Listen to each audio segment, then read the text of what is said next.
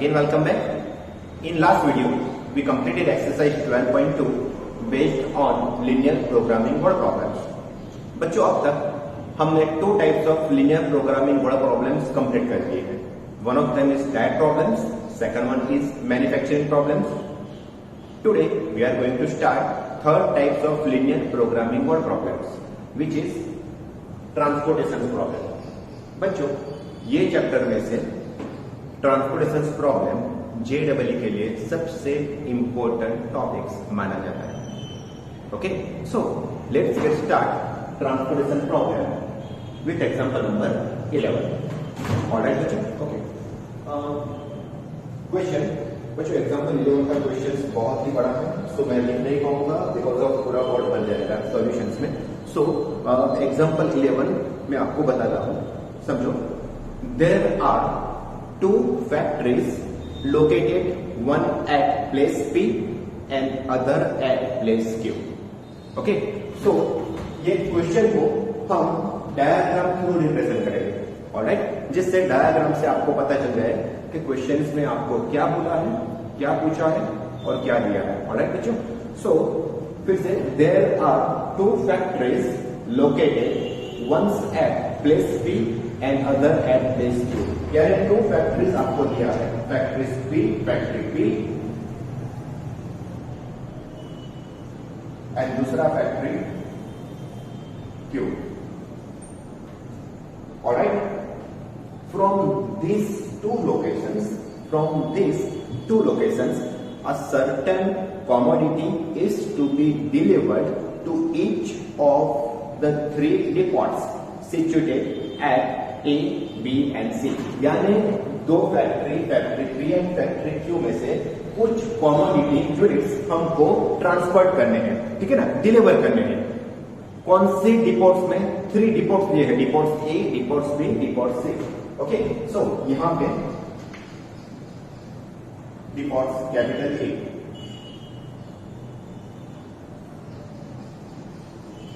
डिपोट्स capital B and depots capital C. फिर से बोलता हूं, फैक्ट्री P, फैक्ट्री Q, दो फैक्ट्रीज दी हैं. Factory P and factory Q में से कुछ कॉमोडिटी हमको डिलीवर करने हैं. डिपोट्स A में, डिपोट्स B में, डिपोट्स C में. Okay, the weekly requirements of depots are respectively, A का वीकली रिक्वायरमेंट है 5 यूनिट्स का, B का वीकली रिक्वायरमेंट 5 यूनिट्स का और C का वीकली रिक्वायरमेंट है 4 यूनिट्स का. ओके, यानी समझो डिपोट्स A में कॉमोडिटी 5 यूनिट्स वीकली चाहिए, डिपोट्स B में 5 यूनिट्स वीकली, डिपोट्स C में 4 यूनिट्स वीकली. यानी इसका टोटल कितना हो गया? 14 यूनिट्स. यानी पर वीक 14 यूनिट्स का रिक्वायरमेंट है. तो obviously factory P and factory Q में 14 यूनिट्स, टोटल 14 यूनिट्स का डिलीवर हमको करना है. Factory P and factory Q में से टोटल 14 यूनिट्स कॉमोडिटी हमको ट्रांसपोर्ट करने हैं, ठीक है ना. So why the production capacity of the factories दिया है. The production capacity of the factories at P and Q respectively 8 and 6 units. यानी P का वीकली 8 यूनिट्स का है और Q क्या वीकली प्रोडक्शन 6 यूनिट्स है. आप देख सकते हो 8 प्लस 6 14, 8 प्लस 6 14 यूनिट्स का वीकली, ठीक है ना, प्रोडक्शन है. वीकली प्रोडक्शन 14 यूनिट्स का है और उसको डिस्ट्रीब्यूट करना है 5 प्लस 5 प्लस 4 में. 5 यूनिट्स यहां पे देने हैं, 5 यूनिट्स यहां पे देने, 4 यूनिट्स यहां पे देने हैं. इतना समझ में आ रहा है. सो P में से 5 5 4, Q में से 5 5 4, यानी टोटल, ठीक है ना. सो हमको यहां से ट्रांसफर करना है कॉमोडिटी, समथिंग लाइक दैट. समझ में आ रहा है? फिर से बोलता हूं मैं कि फैक्ट्री P, फैक्ट्री Q में weekly production 8 units and 6 units के, यानी टोटल प्रोडक्शन 14 यूनिट्स का हुआ। अब ये 14 यूनिट्स को 3 डिपोट्स में डिस्ट्रीब्यूट करना है। डिपोट्स ए का रिक्वायरमेंट है 5 यूनिट्स, डिपोट्स बी का वीकली रिक्वायरमेंट है 5 यूनिट्स, डिपोट सी का वीकली रिक्वायरमेंट है 4 यूनिट्स। कंप्लीट। यानी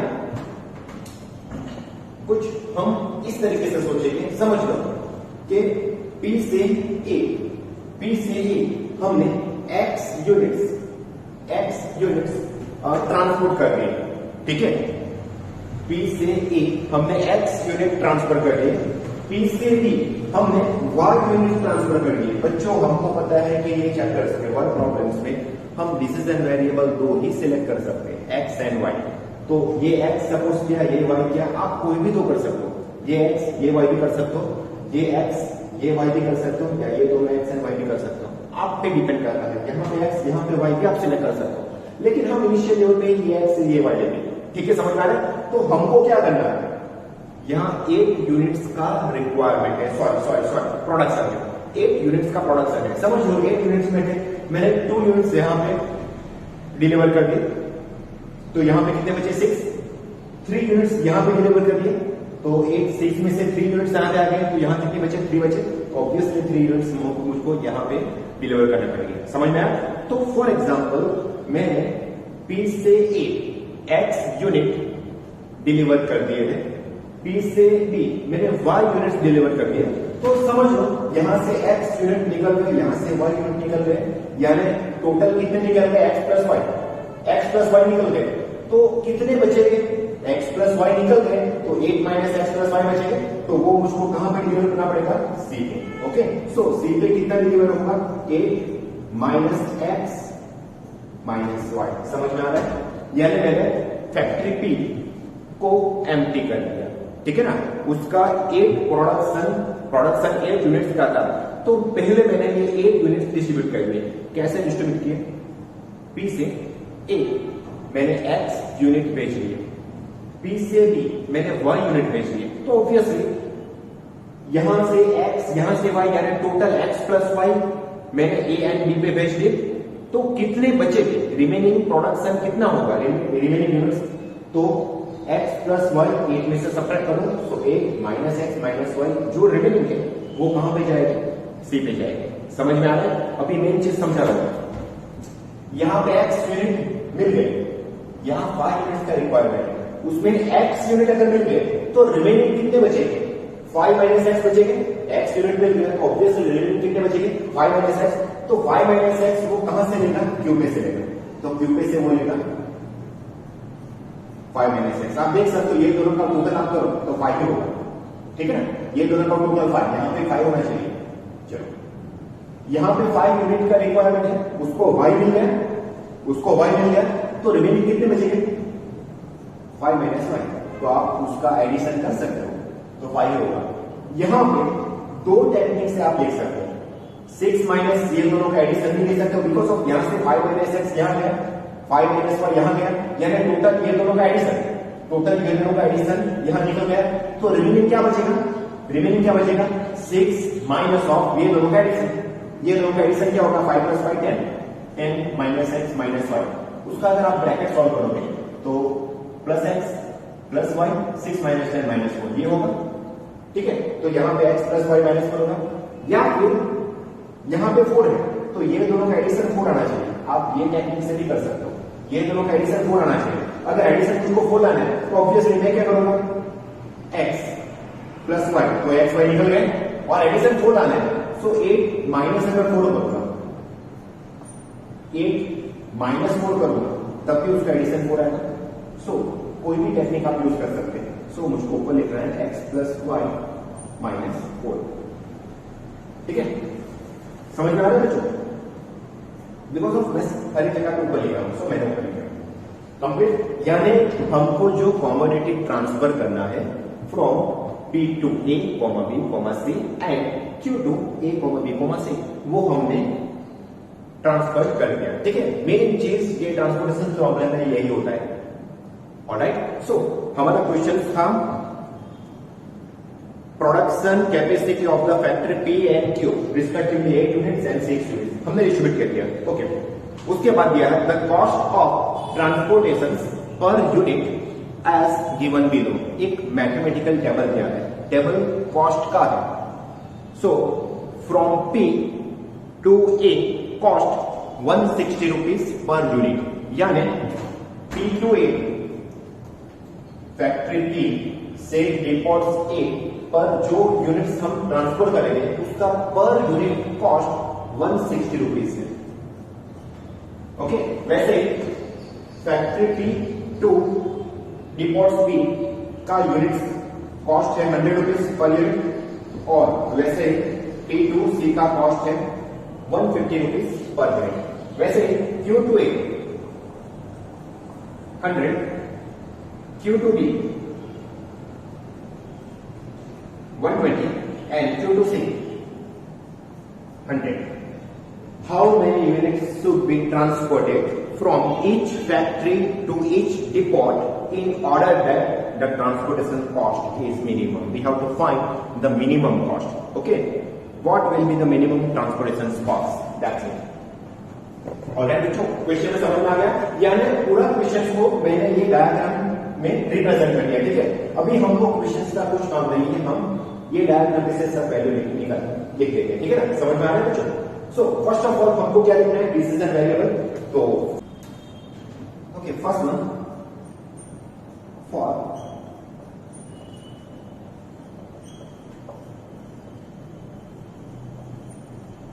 डिसीजन वेरिएबल्स, यहां पे डिसीजन वेरिएबल होने वाला है let x minutes of the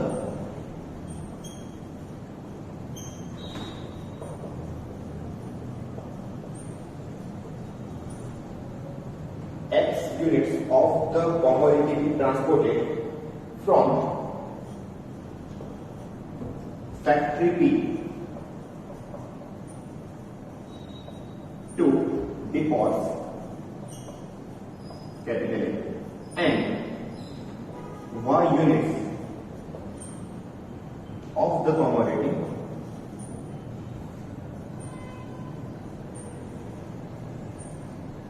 be transported from factory B to depots capital such that x y non negative, that is x y greater और equal to 0।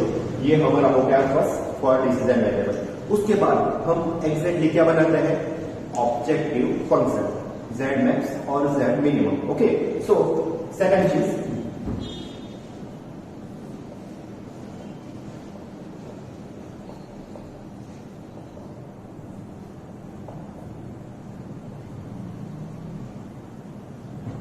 बच्चों यहां पे ऑब्जेक्टिव फंक्शन हमको बनाना है मिनिमम ट्रांसपोर्टेशन कॉस्ट, यानी z minimum हमको बनाना है।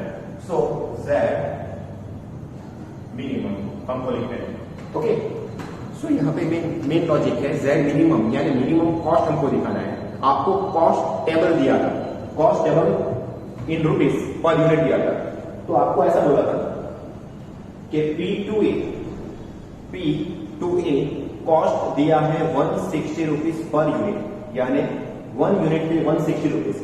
लेकिन हमने तो P टू A कितने यूनिट कॉमोडिटी ट्रांसफर किए हैं, x यूनिट, तो P टू A का कॉस्ट कितना हो जाएगा 160x। समझ में आ रहा है, बिकॉज ऑफ 1 यूनिट का 160 रुपीज, सो x यूनिट का टोटल कॉस्ट कितना हो जाएगा 160x। यानी फैक्ट्री पे को A कैपिटल ए डिपोट पे यूनिट ट्रांसफर करने के लिए कितना कॉस्ट लगेगा 160x। Okay, so P to A cost हो गया 160x, ये हो गया P टू A।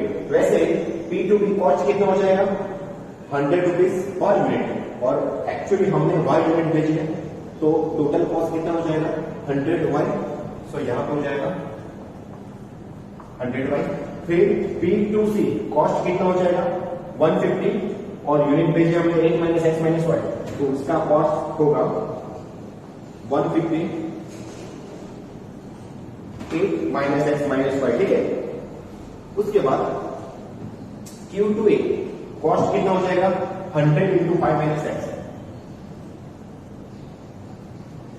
फिर Q2B कॉस्ट हो जाएगा 120 into 5 minus y.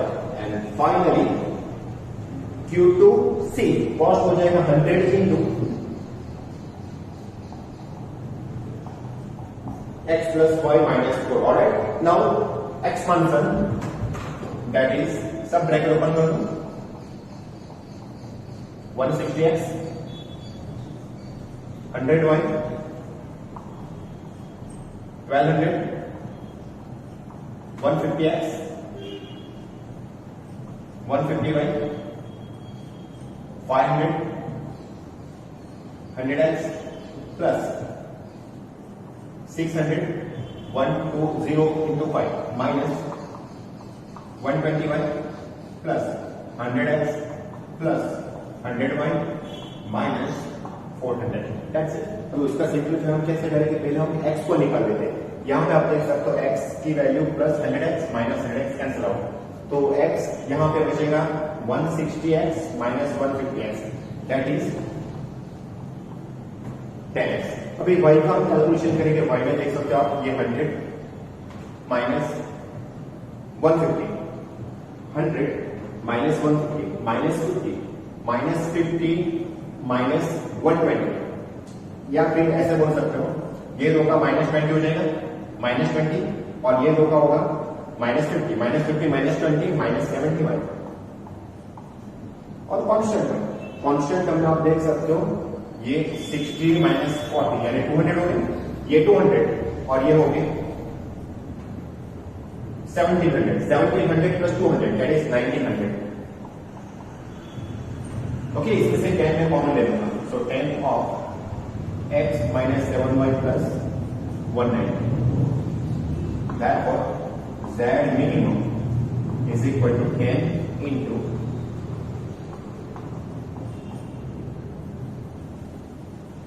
x minus 7y plus 190। Okay, so ये हमारा हो गया सेकंड वन ऑब्जेक्टिव फंक्शन, और third subject to given constant.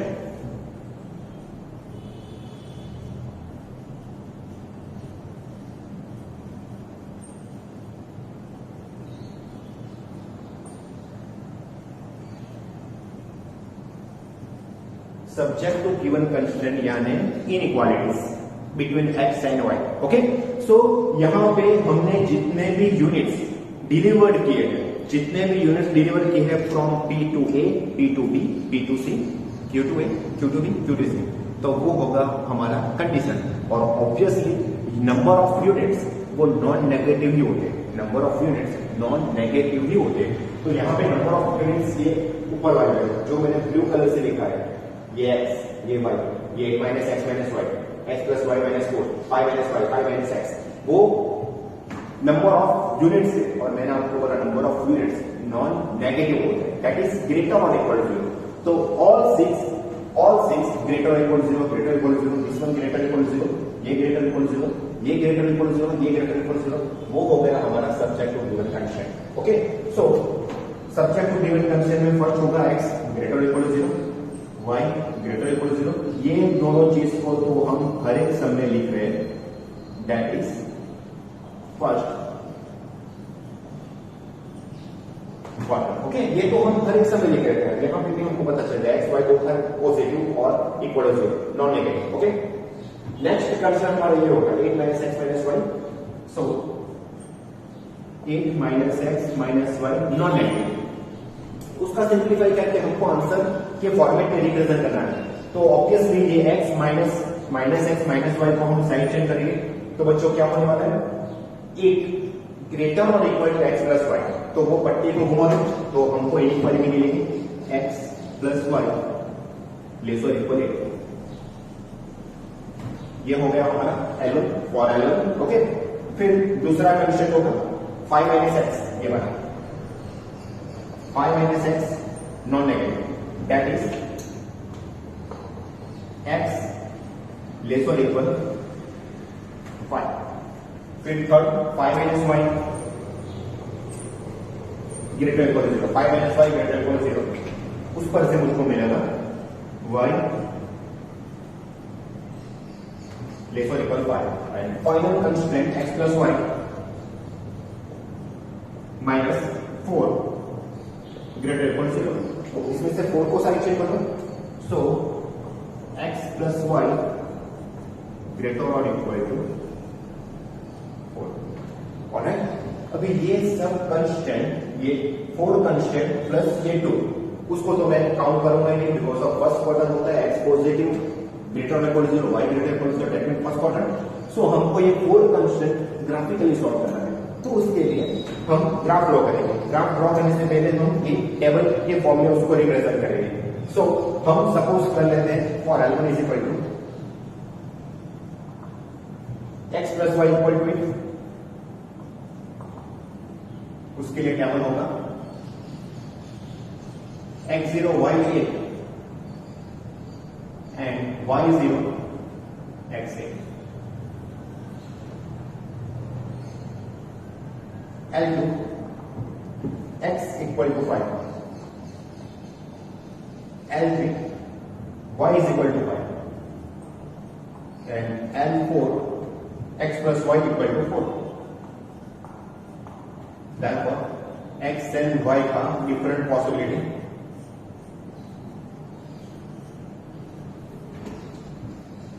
Alright बच्चों।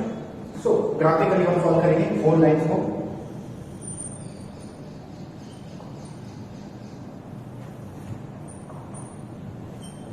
यहां पे स्केल आप देख सकते हो 8 तक जा रहा है, 8 तक, तो हम 1 यूनिट लेंगे स्केल में।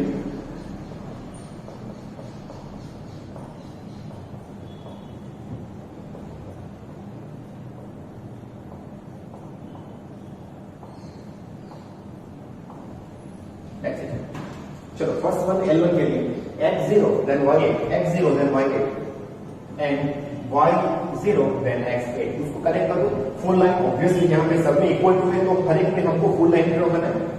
सो ये L1 हो गया, ठीक है। उसका पोर्शन यहां पे y0 रखोगे तो x की वैल्यू लेस और इक्वल 8 होगा, x लेस और इक्वल 8 यानी यहां पे वैल्यू होगी, तो शेडेड पोर्शन इनसाइड आएगा, ठीक है। और ये फर्स्ट क्वाड्रेंट, हर एक बार मैं बोलता हूं ये फर्स्ट क्वाड्रेंट पहले ही लिखना है, फर्स्ट क्वाड्रेंट, तो फर्स्ट क्वाड्रेंट यानी ये हो गया। ऑलराइट, सो हमारा ग्राफ ये राइट एंगल ट्रायंगल अब तक आ रहा है L1 के लिए। अभी हम उसमें L2 ड्रॉ करेंगे। L2 यहां पे क्या दिया है, x इक्वल टू 5। बच्चों x इक्वल टू 5 यानी x इक्वल टू 5 पर से हमको वर्टिकल लाइन ड्रॉ करना है। x equal to that means a vertical line, तो x की वैल्यू 5 ये है, तो उसमें से वर्टिकल लाइन हमको ड्रॉ करना है, ठीक है। ये हो गया x equal to 5 y line L2। Portion less और इक्वल है, तो इसमें भी इस साइड का पोर्शन होगा, यानी हमारा ग्राफ इसमें आ गया, ओके। उसके बाद y इक्वल टू 5, बच्चों y इक्वल टू 5 यानी horizontal line passing from y equal to 5, तो y इक्वल टू 5 में से हमको हॉरिजॉन्टल लाइन ड्रॉ करना है। सो ये हो गया L3। पोर्शन इसमें भी लेस देना है, y लेस और इक्वल 5 यानी 5 से कम, तो 5 से कम यानी नीचे आएगा।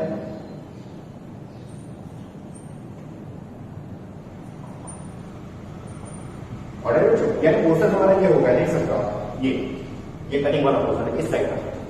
और finally x plus y equal to 4, उसके लिए हमने ये लिया है x0 y4 and y0 x4, तो ये दो को कनेक्ट कर दो। ऑलराइट, ये हो गया L4।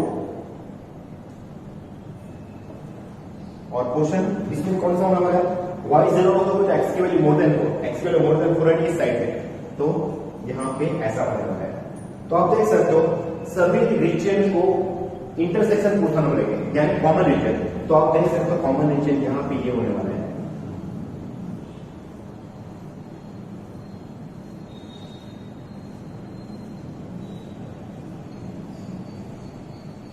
ओके, और ये हमारा हो गया बाउंडेड फिजिबल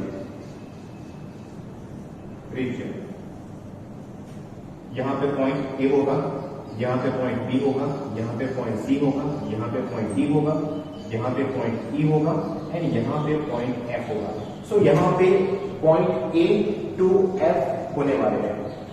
पॉइंट ए हमको पता है, बी पता है, ई पता है, एफ पता है, डी एंड सी हमको पता नहीं है।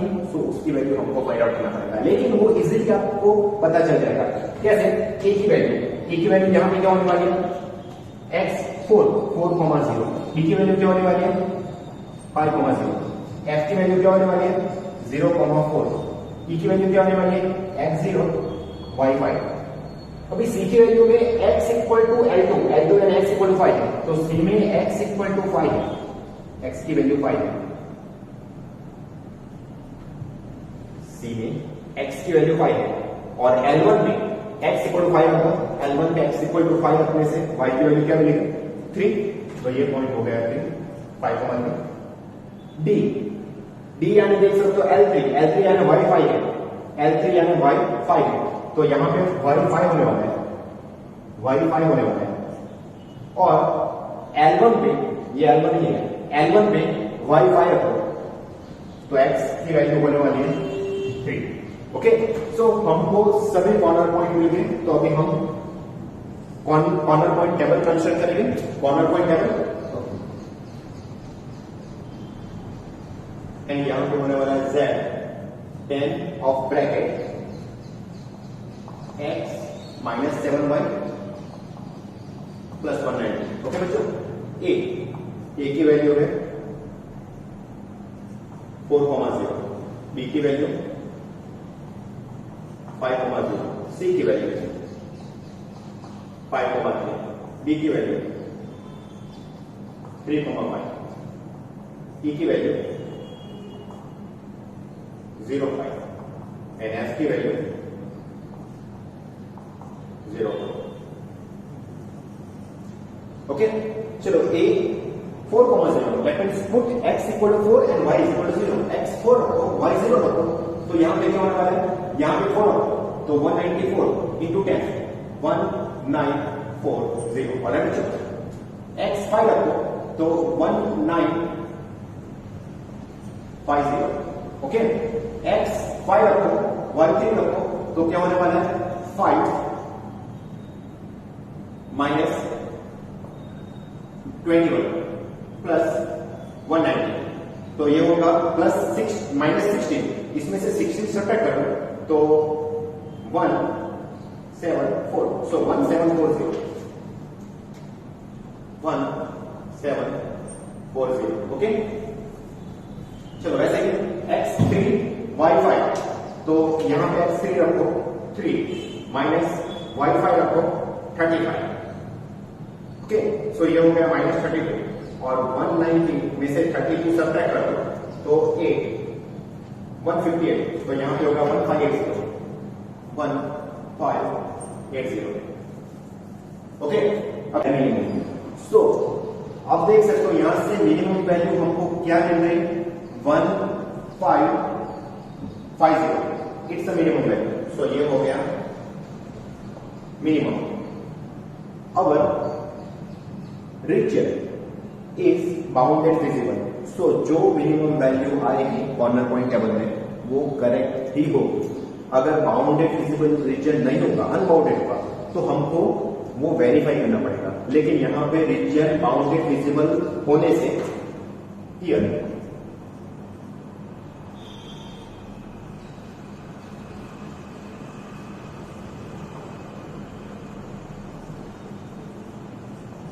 That was minimum value of z is 1550 at point 0,5. Okay, that is at x equal to 0, y is equal to 5 implies that z minimum is 1550. So we can say that is we can say that minimum cost for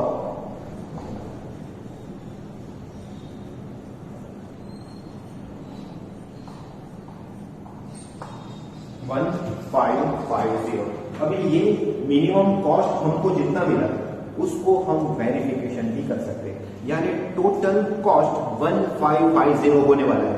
हमको पता है factory P and factory Q 6 जगह पे deliver कर रहे हैं commodity units, ठीक है ना। तो वो सबका वो 6 कॉमोडिटी यूनिट्स जो डिलीवर किया है उसका टोटल होने वाला है 1550। तो अभी हमको वो वेरिफिकेशन करना है, ठीक है ना। सो ओके,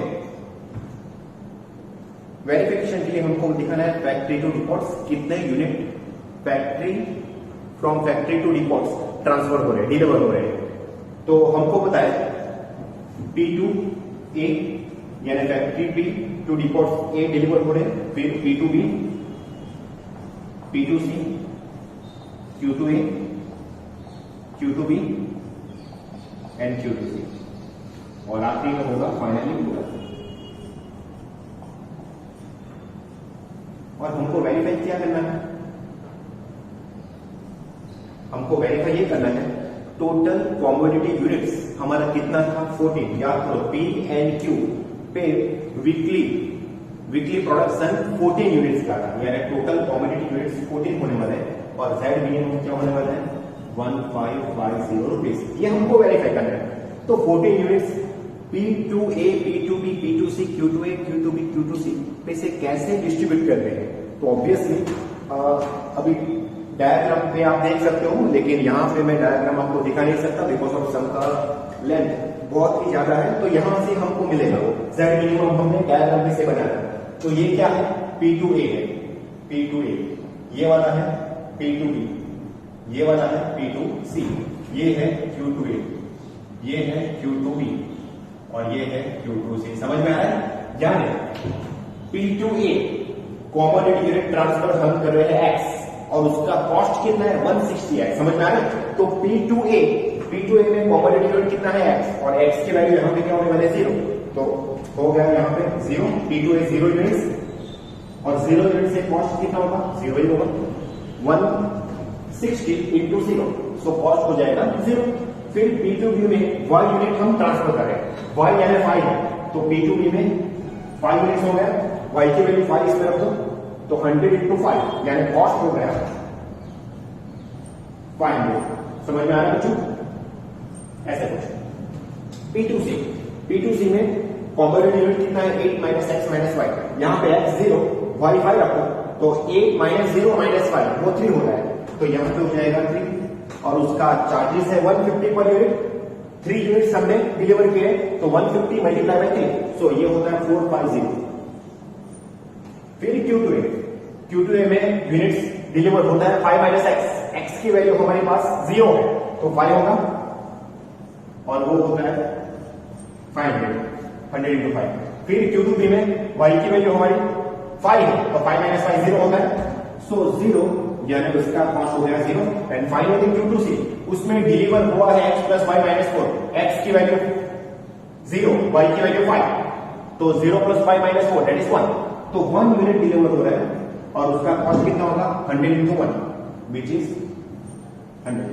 तो आप देख सकते हो इसका यूनिट्स का एडिशन आप करके देखो तो वो 14 ही होगा, और कॉस्ट ये सबका एडिशन कर दो 500 प्लस 500 1000 प्लस 450 प्लस 100 यानी 550, 1000 plus 550 1550, so it's a verified. और जीरेबिलिटी के लिए मैंने बोला था, तो वो कोई भी उसमें से हो सकता है, कोई भी क्वेश्चन आ सकता है कि find the transfer deliver units from Q2C and find the cost. तो Q2C आप देख सकते हो, Q2C 1 यूनिट डिलीवर होगा और उसका मिनिमम कॉस्ट कितना हो जाएगा 100। ओके, तो इसमें से कोई भी यूनिट पूछ सकते हैं, कोई भी कॉस्ट पूछ सकते हैं, उसके लिए ये सब रिक्वायरमेंट है। ओके, समझ में आ रहा है बच्चों। सबसे डिफिकल्ट क्वेश्चन में से एक क्वेश्चन माना जाता है ट्रांसपोर्टेशन प्रॉब्लम, और प्रैक्टिकल लाइफ में बहुत जगह पे ये word problems, practical problems use होता है ट्रांसपोर्टेशन प्रॉब्लम।